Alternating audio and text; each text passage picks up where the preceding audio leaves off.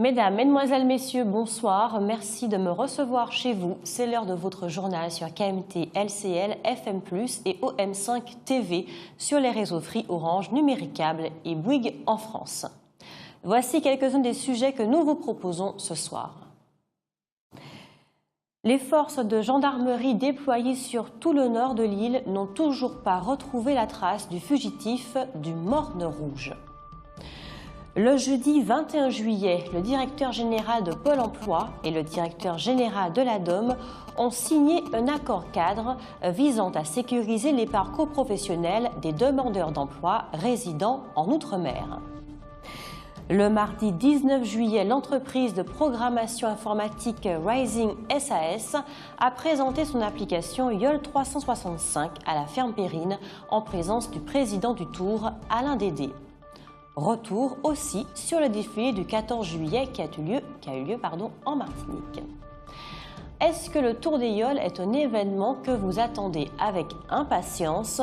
C'est la question que nous vous avons posée dans votre rubrique sondage. Désormais, en matière de tourisme, il faut aller bien plus loin que les hôtels. C'est ce dont il sera question dans votre savoir et réfléchir.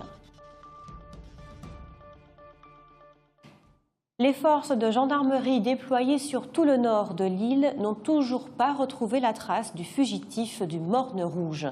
Si ce Marocain classé fichier S pour son implication présumée avec les réseaux d'Al-Qaïda n'est pas équipé d'un bracelet électronique, c'est parce que, fait surprenant, en 2 ans de détention, il n'a jamais été jugé. Il y a décidément bien des zones d'ombre dans cette affaire. Espérons que ça ne sera pas à la Martinique d'en payer les conséquences. Notons que les avocats du fugitif se sont dit surpris par une telle évasion alors que tant d'efforts avaient été faits pour éviter son extradition vers le Maroc. Le vote pour le renouvellement général des membres et des délégués de la Chambre de commerce et d'industrie va intervenir entre le 26 octobre et le 2 novembre prochain. Le vote des membres s'effectuera par correspondance ou par voie électronique. Le vote des délégués s'effectuera uniquement par correspondance. La consultation de la liste électorale est possible du lundi 18 juillet au jeudi 25 août 2016 dans les locaux de la Chambre de commerce et d'industrie, du greffier, du tribunal mixte de commerce et de la préfecture.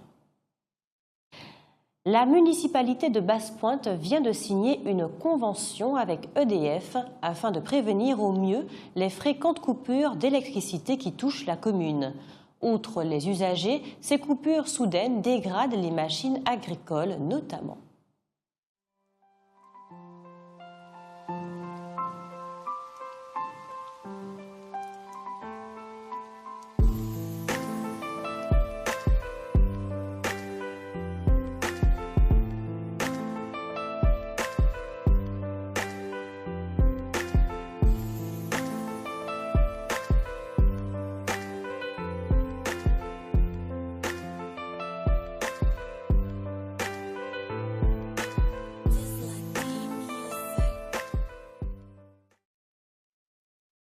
Nous y reviendrons.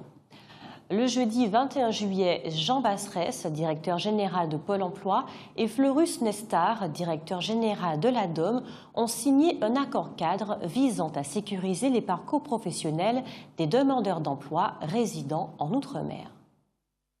Il s'agit de renforcer la coopération entre les 2 opérateurs pour faciliter l'accès aux formations professionnelles en mobilité.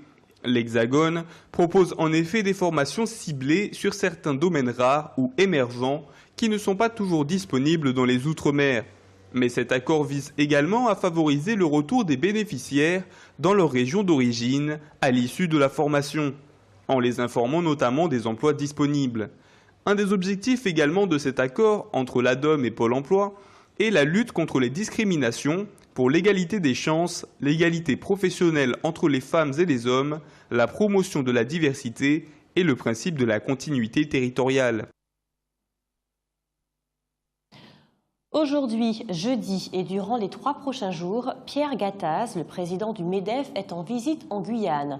Il souhaite engager une réflexion avec les entreprises locales sur le développement économique de la Guyane. Sans surprise, ses premiers discours tournaient essentiellement autour de la nécessité de diminuer les charges des entreprises et de mettre en place une zone franche. Et le MEDEF n'hésite pas à prétendre que si ces mesures étaient adoptées, le nombre d'emplois pourrait doubler d'ici à 2020.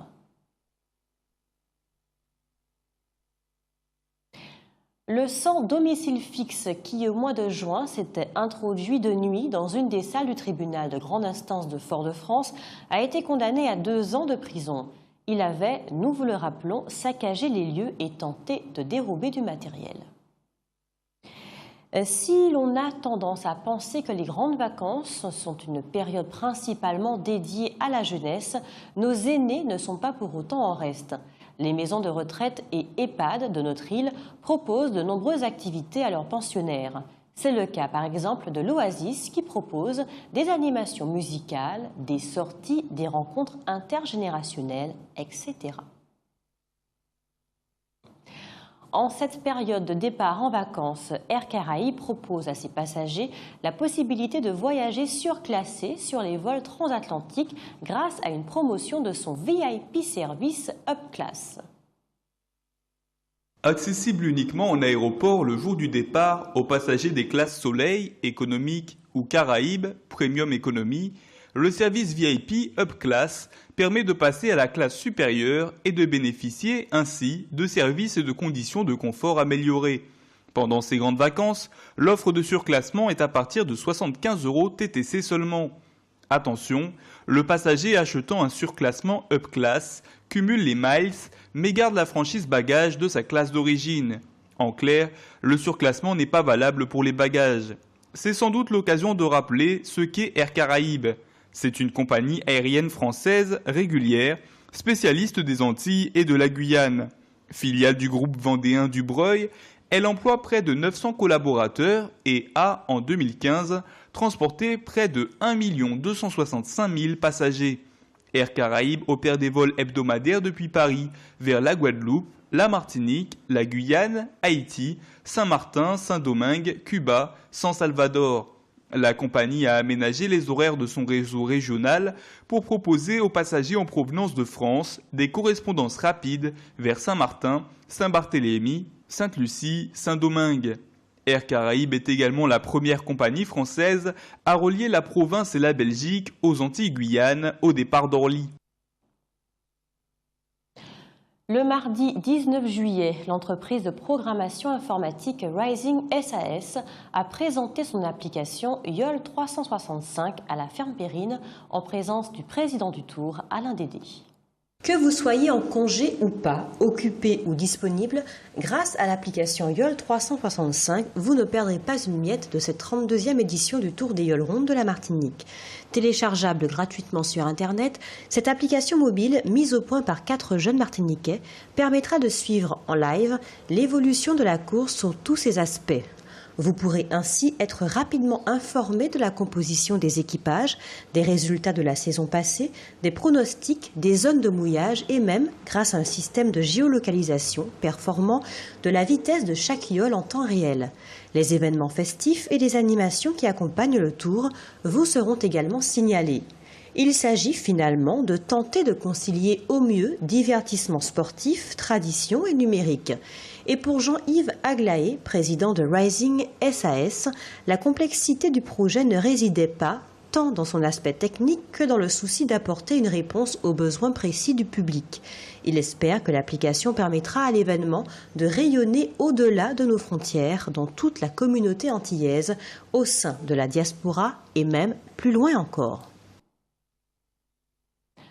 2 entreprises martiniquaises actuellement en redressement judiciaire sont sérieusement menacées par d'importants plans de licenciement.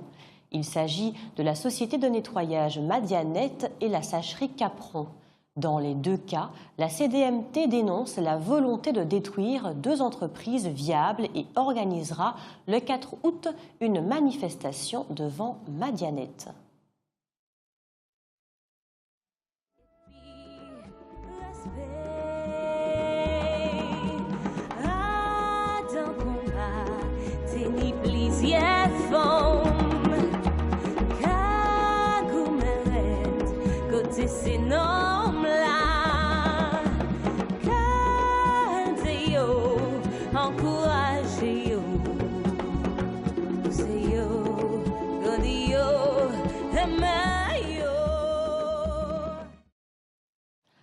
En Guadeloupe, il existe une déchetterie mobile. Cet équipement, outre qu'il a l'avantage d'être un service de proximité, est une solution intermédiaire entre la collecte en porte-à-porte et l'installation de déchetteries fixes qui nécessitent des espaces et un investissement très lourd.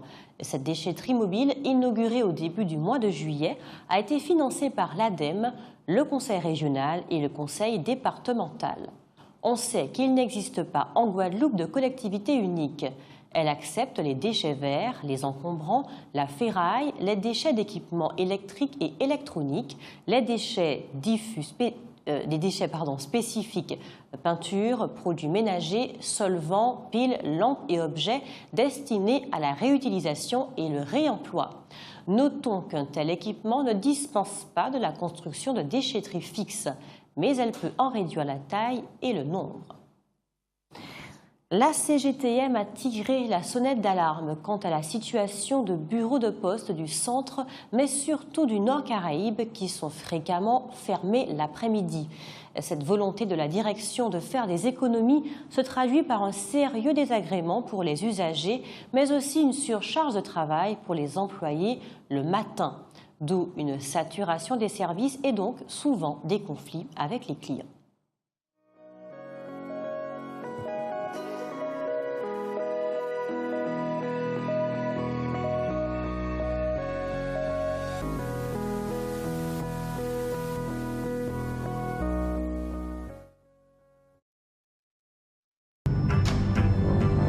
Outremernews.fr, site d'information actualisé 24 h sur 24, 7 jours sur 7.